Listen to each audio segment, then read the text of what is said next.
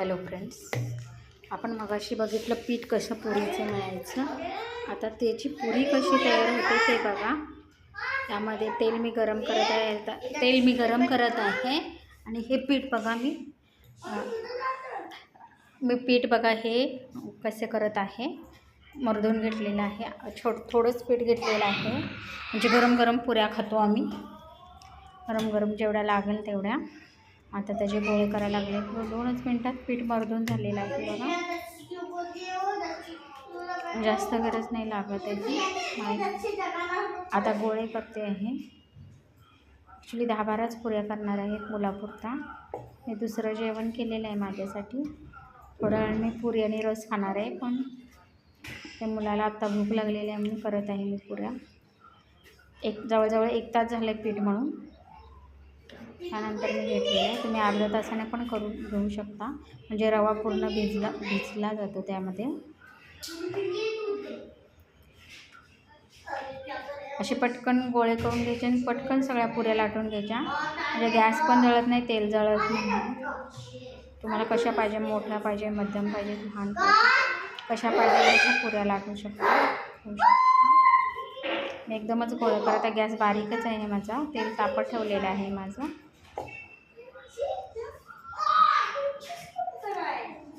Okay, 2-3 मिनटातच होतील लाटून माझ्या. हे बघा,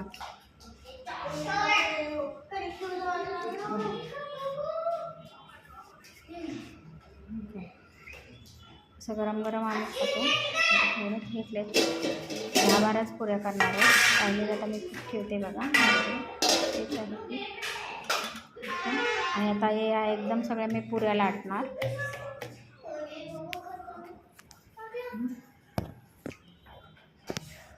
तसं मी पुऱ्या ठेवलेलं आहे.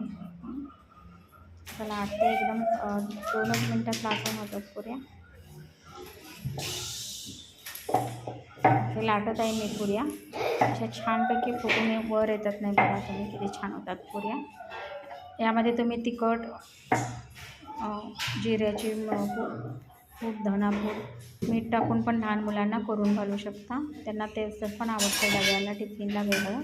पण हे नॉर्मल आमरसबरोबर खायचे म्हणून मी तशी केलेली. आमरसबरोबर करताना अशी पुरी केल्यानंतर खूपच छान लागते. बघा कशी झालेली आहे.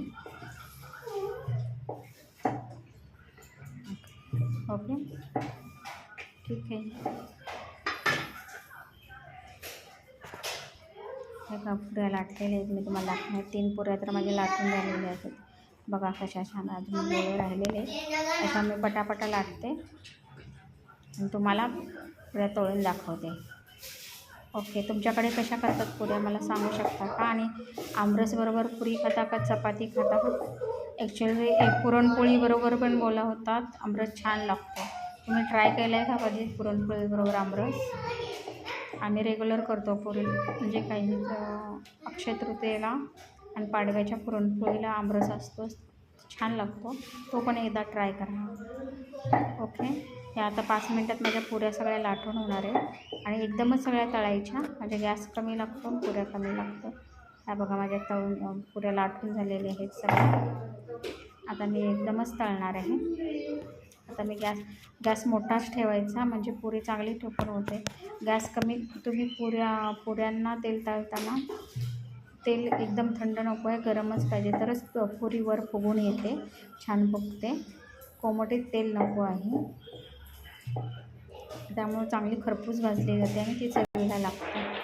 ओके, आणि थोडीशी साखर घालायची, त्यामुळे पुऱ्यांना चांगलं चव पण येते आणि छान वास लागते. तूप पण टाकलेलं आहे तुम्हाला माहिती आहे, त्यामुळे छान पुरी लागते.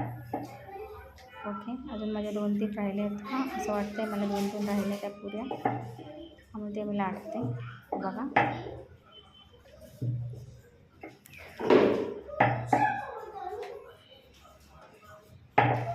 हे पटकन लाटून नको. तो काय तर माझा म्हणतोय म्हणून मी त्याला काहीतरी उत्तर देते. ओके, जवळजवळ 2 मिनटं लागलेली आहेत माझ्या पुऱ्या लाटायला. बघतच आहे तुम्ही, म्हणजे किती सेकंद वाढवत आहे. ओके, झालेलं आहे माझ्या पुऱ्या लाटून. हे तर दुसरा पदार्थ आहे, त्याचं मी रेसिपी दाखवतच आहे, सांगतच आहे तुम्हाला थोड्या वेळानं. ओके, त्याची मी रेसिपी टाकणारच आहे. ओके, चला माझ्या आता पुऱ्या कशा तळायच्या ते तुम्हाला दाखवते. म्हणजे कशी पुरी फुगते बघा, टंबरीशी. हे बघा माझी पुरी बघा कशी फुगलेली आहे. पुरी बघा माझी किती छान फुगलेली आहे. अशा सगळ्या पुऱ्या तळून घ्यायच्या. त्याच्यामुळे दोन दोन टाकल्या तर सुद्धा चालतं. शेल अशा पुऱ्या टाकायच्या, असे छान फुगते त्या पुऱ्या टाकल्यानंतर. ओके, गॅस मोठाच ठेवायचा, बारीक करायचं नाही, त्यामुळं नाहीतर पुऱ्या अशा पटकन फुगत नाही. त्या अशा फुगल्या पाहिजेत पुऱ्या. छान दिसतात का बघा. माझी परफेक्ट रेसिपी आहे का? आवडली का तुम्हाला? मला नक्की सांगा. अशा सगळ्या पुऱ्या एकदम तळून घ्यायच्या.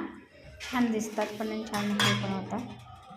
आमरसबरोबर छान लागतात खायला. अशा कोरड्यातून गरम गरम चहा किंवा दुधाबरोबर पण खाल्ल्या तर छान लागतात. बघा तुम्हाला आवडल्या तर पण रसाबरोबर छान लागतात, पटकन होतात. गव्हाच्या पिठाच्याच करायच्या, मैद्याच्यापेक्षा गव्हाच्या पिठाच्या पण छान लागतात. आणि अशा खरपूस भाजायच्या, अशी छान लागते. मग अशा एकदम पूर्ण तळून, एकदम लाटायच्या, एकदम तळून घ्यायच्या. तेल गॅस सगळंच वाचतं.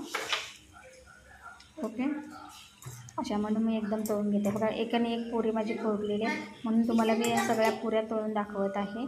कशी झाल्या त्या, कशी रेसिपी वाटली ते मग मला सांगा. आणि तुम्ही कोणत्या पद्धतीने, वेगळ्या पद्धतीनं करत असता ते पण मला सांगा. ॲक्च्युली चाळण घेतली नाही, चाळणीमध्ये किंवा टिश्यू पेपरमध्ये टाकते मी. चाळण मला पटकन सापडली नाही आहे, म्हणून मी असंच ताटात टाकत आहे. पण तेलकट अजिबात पुरी होत नाही. कोणाकोणाच्या तेलकट होतात पुऱ्या, तर माझी अजिबात तेलकट पुरी दिसणार नाही तुम्हाला. ओके, हे बघा पूर्ण मी असं तळून तुम्हाला मी दाखवत आहे. एक ना एक पुरी माझी फुगलेली आहे. असं हे संध्याकाळपर्यंत जरी तुम्ही पीठ ठेवलं आणि गरम गरम खाल्लं तर संध्याकाळपर्यंत पुऱ्यांच्या पिठाचा वास येत नाही आहे आणि खाऊ शकता. मी हे सकाळी दुपारी म्हणजे 12 वाजता केलेलं आहे बघा. आणि हे तुम्ही 5-6 वाजेपर्यंत जरी पीठ ठेवलं आणि आज घेतलं करायला गरम गरम, तर अशा पुऱ्या उगतच असतात, छान पण होतं. बघा हे बघा, जरा मोठी पुरी होती म्हणून मी एकच घेतली. बघा सगळ्या पुऱ्या माझ्या फुगलेल्या आहेत.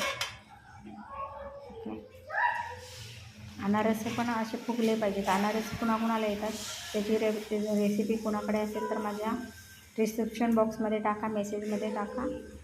ओके, मग मी त्या पद्धतीनं करून बघते. माझी अनारसे मी परवा केले तर माझे फुगले नाही. ठीक आहे, हे बघा त्याची मी डाउनलोड नाही केला व्हिडिओ. कशा वाटल्या माझी ही रेसिपी मला नक्की कमेंट करून सांगा. Thank you everyone.